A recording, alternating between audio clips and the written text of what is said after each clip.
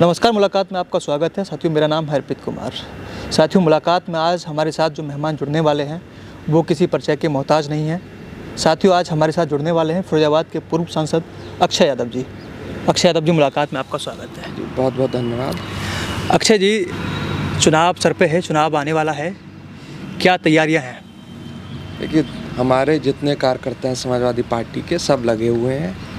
Booth स्तर पे काम चल रहा है, वोट बढ़वाए जा रहे हैं जी। साथ में कौन सा वोट कहाँ वोट डाल रहा है इसकी भी समीक्षा हम लोग कर रहे हैं और किस तरीके से उसको हम लोग जागरूक कर सकते हैं, समाजवादी पार्टी के पक्ष में वोट डालें, ये तक हम लोग काम कर रहे हैं। सारी बारीकियों पे काम हो रहा है। जी बिल्कुल। क्या लग रहा है, इस बार बदलाव हो पाएगा? जी, आपने विजय रथ यात्रा श्री अखिलेश यादव जी की देखी हो जी। कानपुर में जब शुरुआत थी तब मैं साथ में था और मैंने देखा कि गंगा के पुल के नीचे नाव में समाजवादी पार्टी का झंडा लिए हुए लोग आए हुए थे। जो निषाद लोग हैं, जो मछुआरे हैं, वो आए हुए थे। तो उस दिन शुरुआत देखने को मिली थी। और अभी हाल ही में जो झांसी, ललितपुर और महोबा वाला जो कार्यक्रम हुआ है उसमें जो जन सैलाब देखा है, तो उससे खुद परिवर्तन देखने को देखा जा सकता है और बदलाव की ओर चल पड़े हैं, ये देखने को मिला है। अक्षय जी, मैंने खुद कवर किया, जैसे गोरखपुर से कुशीनगर का जो विजय रथ यात्रा थी, मैंने खुद कवर की। बहुत बड़ा जनसैलाब उमड़ रहा है। तो अक्षय जी, भीड़ तो बहुत ज़्यादा जुट रही है। अगर 2019 के चुनाव की बात कर लूँ, मैंने खुद व्यक्तिगत आपकी रैली को कवर किया था, देखा था। तो वो मुझे लगता है जो सिकोबाद में संयुक्त रैली हुई थी वो फिरोजाबाद के इतिहास की सबसे बड़ी रैली थी। क्या ये भीड़ सीटों में कन्वर्ट होना तय है? देखिए, बिल्कुल कन्वर्ट होने में तय है और जनता ने मन बना रखा है। जो भी आप इंडिकेटर्स मान लो या फैक्टर्स मान लो जिनसे आप तय करते हो, तो हम लोग खुद देख रहे हैं किस तरीके से लोगों के व्यवहार में बदलाव आया है। लोग कैसे जागरूक हुए हैं, समाजवादी पार्टी की ओर मुड़ने लगे हैं। जो लोग पिछले 5-5 साल से गायब थे वो समाजवादी पार्टी का रुख फिर से करने लगे। पिछड़ों में, दलितों में काफ़ी लोग निकल कर आ रहे हैं इस समय, जो लोग शांत बैठे हुए थे और जो पार्टी के लिए काम करना चाहते हैं, बूथ स्तर पर काम करना चाहते हैं। तो जो कहते हैं आवाज़ आ रही है, वो आवाज़ हम लोगों को सुनने को मिल रही है कि समाजवादी पार्टी की सरकार आ रही है। अक्षय जी, आपने पिछड़ों की बात करी, तो आप लोग पूरे 5 साल से पूरा विपक्ष ये कहता रहा कि भारतीय जनता पार्टी ने पिछड़ों के साथ न्याय नहीं किया, पिछड़ों के नाम पर सरकार बनाई, न्याय नहीं किया।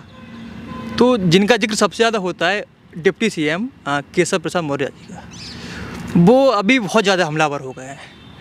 वो कभी कह रहे हैं कि अखिलेश अली जिन्ना तक का उन्होंने नाम लिया। वो तो खूब ज़्यादा एक्टिव हो गए हैं और चुनाव के समय पे। देखिए, जब भारतीय जनता पार्टी की सरकार बनी थी, मुझे अच्छे से याद है कि वहाँ पर एक जो पुरानी वाली एनेक्सी है जहाँ मुख्यमंत्री बैठते थे, वहाँ पर उन्होंने अपना ऑफिस बना लिया था।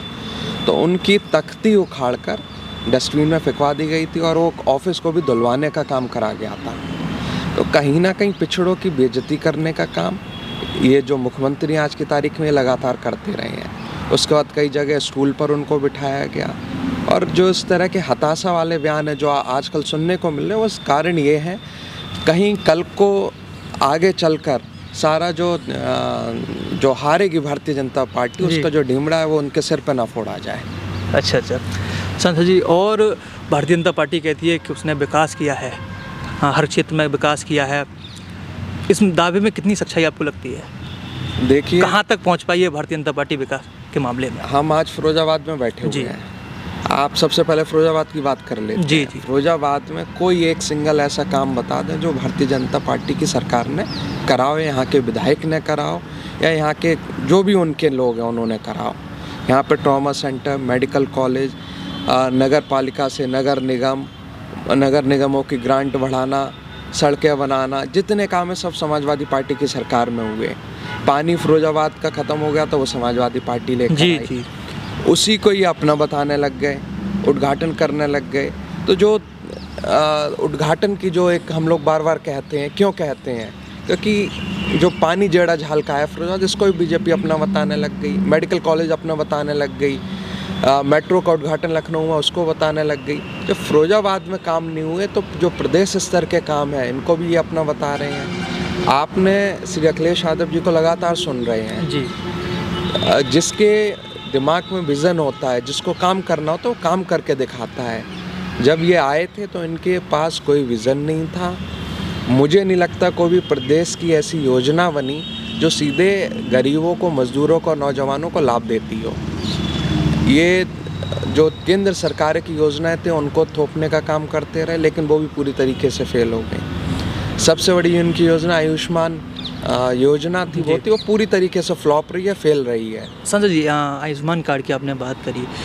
फिरोजाबाद के अंदर अभी डेंगू की एक महामारी सी फैली, कोरोना से लोग जूझे, उसके बाद डेंगू आया। लोग ये हालात रहे, हमने देखा लगभग हर परिवार को लगभग 50-50 हज़ार रुपये की चोट पहुंच गई। तो ये इतनी भी व्यवस्थाएं यहाँ लोगों के काम में नहीं आ पाई कि चाहे पहले पूर्व की सरकार रही हो, आपकी जो सरकार थी, कि लोगों को इलाज मिल सके। देखिए, फिरोजाबाद में सबसे पहले तो कोरोना की मार रही जी।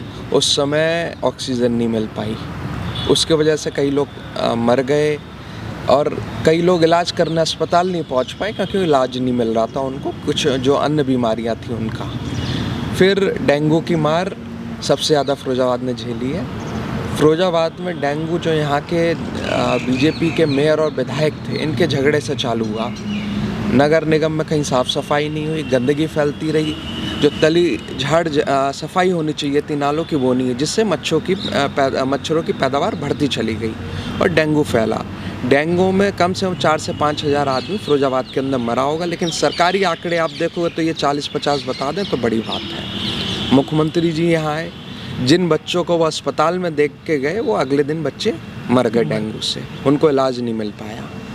तो ये बीजेपी की सरकार में स्वास्थ्य सेवाएं पूरी तरह से ठप हो गई। वो कहते हैं कि उन्होंने मेडिकल कॉलेज बनवा दिए हैं। उन्होंने कुछ नहीं करवाया। सबसे वो जो अपना दावा ठोकते थे, हम आयुष्मान योजना लेकर आए, हर गरीब को इलाज मिलेगा, मुफ्त इलाज मिलेगा, उस योजना के कितने लाभार्थी फिरोजाबाद में आप ये पता करो। भाई लाभ मिला ही नहीं है, कोई अस्पताल आयुष्मान योजना के मरीज़ का इलाज नहीं करना चाहता है, इलाज मिल नहीं रहा है। और ये सबसे बड़ी फ्लॉप और फेल योजना ये बीजेपी की है, भारतीय जनता पार्टी की सरकार की है। अक्षय जी, एक बात मान ली जाए, भारतीय जनता पार्टी एक सबसे ज़्यादा जो दावा करती है अपने भाषणों में, बातों में, ये कहते हैं कि उन्होंने गुंडागर्दी ख़त्म कर दी है। जब आपकी सरकार आ जाती है वो कहते हैं कि गुंडागर्दी बढ़ जाती है, उन्होंने गुंडागर्दी ख़त्म कर दी है। इस दावे में कितनी सच्चाई आपको लगती है? देखिए, दिल्ली में एक national record of crime bureau है, वो सारे क्राइमों को रिकॉर्ड करता है। आप 2017 का क्राइम रिकॉर्ड देखो और 2020-21 चल रहा है, इसका आप क्राइम रिकॉर्ड देखो, एक साल उनका रेट चलता है, तो उसको आप कंपेयर करो। तो जहां उत्तर प्रदेश की हालत 2017 में थी, उससे बदतर स्थिति में आज उत्तर प्रदेश है। ये हम नहीं कह रहे, ये सरकारी आंकड़े हैं, वो बोल रहे हैं। और जब हम लोग बोलते हैं तो हम लोग कहते हैं कि आप जो बड़ी घटनाएं हुई, जो हाथरस की घटना थी जी, जो थाने में ये आगरा में जो वाल्मीकि समाज का लड़का मार दिया गया, ये घटना थी, कस्टडी में डेथ हुई थी। जो सड़क पर आ रहा था, पुलिस ने गोली मार दी थी लखनऊ में जी, वो घटना थी। किसानों के ऊपर गाड़ी चढ़ा दी जा रही है, घटनाएं हैं। क्राइम लगातार बढ़ रहा है, क्राइम बढ़ा रही है सरकार पुलिस के द्वारा। मतलब पुलिसिया गुंडाई बढ़ गई है। पुलिसिया गुंडाई बढ़ गई है, जहाँ मिले एनकाउंटर कर देते हैं। भाई घटनाएं हो रही हैं, वो तो हो रही हैं, उसके अलावा पुलिस की गुंडागर्दी और बढ़ गई है। आपने देखा होगा एक ये गाजियाबाद का मामला था जिसमें 8-9 लोग बैठे हैं, सबकी टांग में गोली लगी है और सबको एक ही जगह गोली लगी है। भाई उंगली उठाने वाली चीज़ है, भाई पुलिस का निशाना इतना पक्का है कि करेक्ट हाफ एनकाउंटर किया 7 लोगों का, कि सबको एक ही जगह पैर में गोली मार दी। तो कहीं ना कहीं ये फैब्रिकेशन चल रहा है रिपोर्टों का। अगर ये फैब्रिकेशन नहीं हो तो यही जो क्राइम रिकॉर्ड है इसमें और तब्दीली आ जाएगी, और जो रिकॉर्ड असली है वो नहीं अभी भी मिल पा रहा है। फिरोजाबाद में इनकी सरकार बनते किडनैपिंग चालू हो गई थी, हत्याएं भी हुई हैं, लगातार लूटमार भी हो रही हैं, चैन स्नैचिंग हो रही है। लेकिन इनका प्रचार प्रसार तेज होता है, ये प्रचार प्रसार में ही तेज है, लेकिन जनता ने देख लिया है, जनता पीड़ित है, जनता को सब समझ आ रहा है। ये कुछ भी बोलते रहे, इनकी सरकार बचने वाली नहीं है। अक्षय जी, किसान आंदोलन की बात कर रहे हैं, अभी सबसे हॉट टॉपिक रहता है, तो किसान आंदोलन की बात करें, अब तो तीनों कृषि कानून वापस हो गए हैं। अब क्या लगता है कि जो मुद्दा विपक्ष के पास था वो मुद्दा भी मोदी जी ने ले लिया? देखिए, किसान को मुद्दे के तौर पर नहीं देखना चाहिए। किसान इस देश का अन्नदाता है जी। और अन्नदाता अगर बढ़ेगा, वो संपन्न होगा, तो देश संपन्न होगा। किसान की सबसे पहली शुरू से ही मांग रही है कि जो उसको MSP है वो सही मिलना चाहिए। जो लागत है कम से कम उससे थोड़ा ज़्यादा मिले, जिससे वो अपने बच्चों को पढ़ा सके, अच्छे कॉलेज में जा सकें, और जो एक स्टैंडर्ड ऑफ लिविंग है वो उसको मिल सके। उसकी बस इतनी सी मांग है, वो ज़्यादा कुछ नहीं मांग रहा है। उसने जब ये कानून आया था तो उस समय जब चर्चा चली थी तो जो विपक्ष ने अपनी बातें रखी थी, तब भी कहा गया था ये काला कानून है, इसको आप पास ना करो, इसके बदले में आप किसानों को MSP दे दो, किसान अपनी पैदावार बढ़ाएगा, देश को संपन्नता की ओर ले जाएगा। लेकिन उस समय बात मानी नहीं गई। साल भर बीत गया, दूसरा साल चालू हो गया। जब इन्हें लगा कि इनकी सरकारें गिरने जा रही हैं, चुनाव आने वाले, चुनाव नज़दीक है, तो काले कानून वापस ले लिए। चुनावों की वजह से? चुनाव की वजह से, नहीं तो आज की तारीख में। उनका कहना है कि मोदी जी की संवेदनाएं थी, उन्होंने देखकर कृषि कानून वापस लिए। संवेदना अगर किसी माँ की या बाप की देखो तो बच्चे के पेट में दर्द होता है तभी संवेदना दिख जाती है। वो ये इंतज़ार नहीं करता है कि इसका ऑपरेशन होगा तब संवेदना दिखाए। भाई, जब किसान मर रहे थे, भूख माने जब किसान सड़कों पर निकला, हज़ारों की तादाद में, लाखों की तादाद में, बैरिगेटिंग तोड़ के बैठ गया, दिल्ली में बैठ गया, भूखे प्यासे बैठा, तो वो तब भी उसको दिक्कत थी। भाई, क्यों बैठ रहा था? वो आपको समझना चाहिए थे। संवेदना साल भर में अगर आपकी जाग रही है तो आपको राज करने का, सरकार चलाने का कोई हक नहीं है। लगभग 700 किसानों की डेथ की जो बात है, सरकार के पास कोई आंकड़ा नहीं है इसका?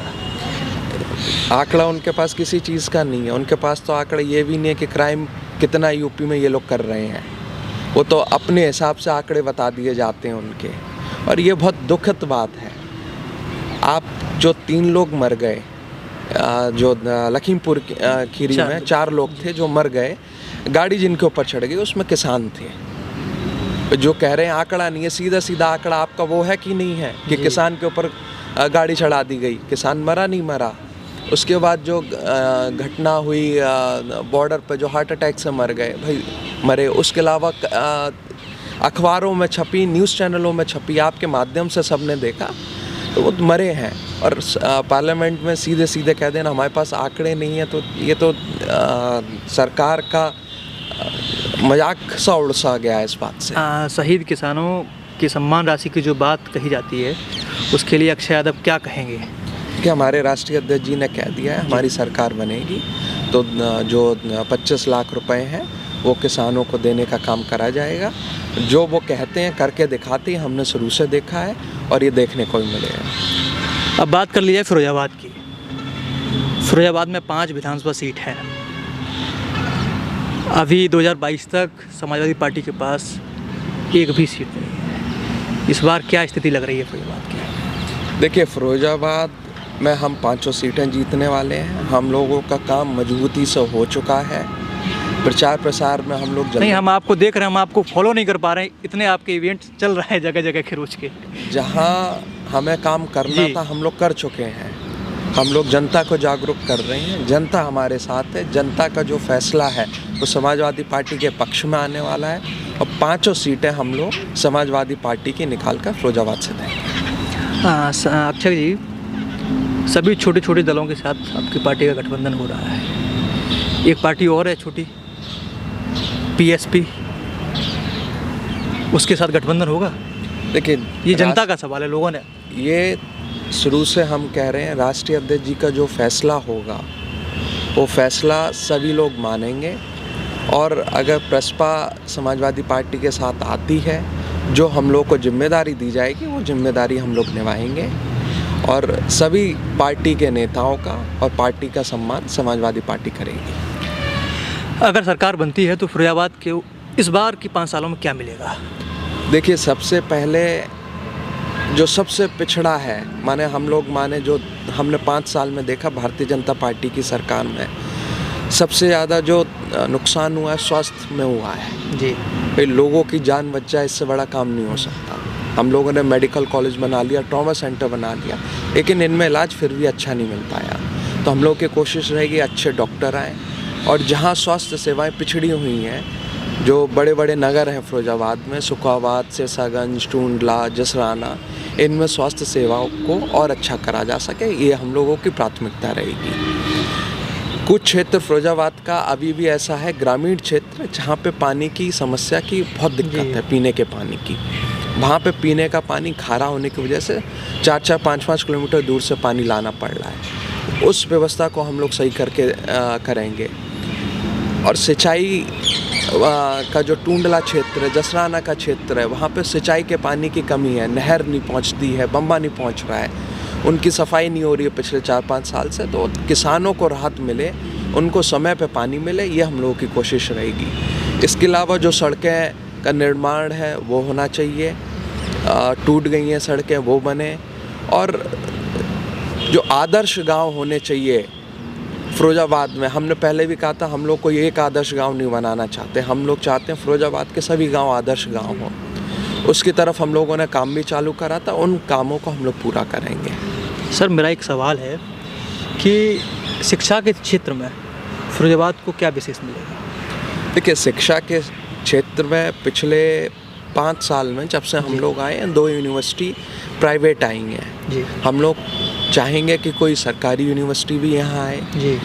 जो कोर्सेज़ हैं वो बढ़े, और शिक्षा का स्तर हमेशा सुखाबाद में कुछ ऐसी व्यवस्था हो सके कि जो यहाँ से 12th करने के बाद बच्चे जो दिल्ली जाने की व्यवस्था करते हैं, 10-15 हज़ार रुपये महीने की व्यवस्था करते हैं, उनको यहाँ कुछ जगह, यही जगह मिल जाए कि यहीं पढ़ सकें। देखिए, सुखाबाद हमेशा सेंटर रहा है एजुकेशन का, दूर दूर से बच्चे यहाँ पढ़ने आते थे। आगरा के बाद जब जी।